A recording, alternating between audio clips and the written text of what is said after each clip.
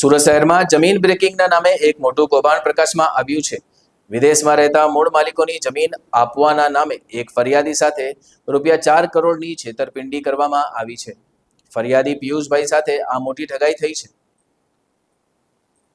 આ કૌભાંડમાં મુખ્ય આરોપી રવિ કોલડિયાએ યસ બેંકની અંકલેશ્વર શાખામાં બોગસ ખાતા ખોલાવ્યા હતા। તેને બોગસ સહીઓ કરીને ખોટા ખાતા ખોલાવ્યા અને ચેક દ્વારા પ્રાપ્ત થતા નાણાંનો અંગત ઉપયોગ કર્યો। આ રીતે તેણે ફરિયાદી સાથે છેતરપિંડી આચરી હતી। આ સમગ્ર કૌભાંડમાં મુખ્ય આરોપી અને બેંક કર્મચારીઓ વચ્ચે કડીનું કામ કરનાર અસમત ખાનની પોલીસે ધરપકડ કરી છે। અસમત ખાને જ બોગસ એકાઉન્ટ ખોલાવવામાં મદદ કરી હતી। બેંક કર્મચારીઓની ધરપકડ બાદ હવે આ સમગ્ર રેકેટના અન્ય સભ્યોએ ઝડપી પાડવા માટે સુરત પોલીસે તપાસ તેજ કરી છે। આ અંગે સુરત શહેર પોલીસના ઇકોસેલના એસીપી GS સરવૈયાએ જણાવ્યું હતું કે પોલીસે આ મામલે વિગતવાર તપાસ શરૂ કરી છે। જેટલા પણ આરોપીઓ આ કૌભાંડમાં સામેલ છે તેમને ટૂંક સમયમાં ઝડપી લેવામાં આવશે।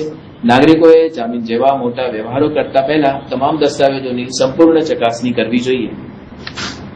સુરત શહેર અનેક ક્ષેત્રોમાં ખૂબ જ ઝડપથી પ્રગતિ કરી રહ્યું છે અને એ ક્ષેત્રો પૈકી એક છે રિયલ એસ્ટેટ, કે જેમાં ખૂબ જ ઝડપથી સમગ્ર શહેરમાં કન્સ્ટ્રક્શન અને જમીન લે વેચનો વ્યવસાય પણ ખૂબ જ ઝડપથી પ્રગતિ કરી રહ્યો છે।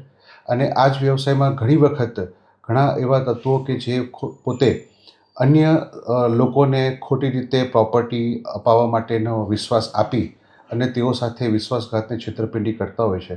એવા જ એક બનાવમાં ફરિયાદી શ્રી પિયુષભાઈ સાથે રવિ કોલડિયા નામના આરોપીએ તેમને જમીન અપાવી દેશે એવો વિશ્વાસ આપી અને આ જે જમીન હતી એ ફોરેનમાં વસવાટ કરતા લોકોની હતી અને તેમની સાથે વિશ્વાસ અપાવી ફરિયાદી પાસેથી 4 કરોડના ચેક લઈ લીધા અને જે મુખ્ય મૂળ માલિક હતા તેમના નામના ખોટા યસ બેંકમાં અંકલેશ્વર ખાતે ખાતા ખોલાવી અને એ ખાતામાં ફરિયાદી દ્વારા આપવામાં આવેલા ચેક જમા કરાવી અને પૈસા પોતે પોતાના અંગત ઉપયોગમાં લઈ લીધેલા।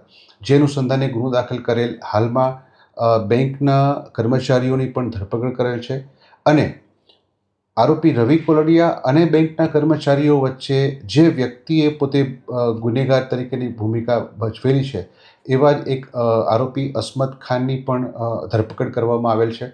આ આરોપીનો રોલ એવો હતો કે એણે રવિ કોલડિયા અને બેંકના કર્મચારીઓ સાથે એકબીજાનો પરિચય કરાવી અને પોતે ખોટા બેંક અકાઉન્ટ અન્ય શાહેદના નામના કે જે લોકો ભારતમાં હયાત નહોતા તેમના બેંક અકાઉન્ટ ખોટી સહીઓ કરી અને ખોલાવવામાં હાલના આરોપીની મુખ્ય ભૂમિકા છે। એની ધરપકડ કરવામાં આવેલ છે અને તપાસ ચાલુ છે।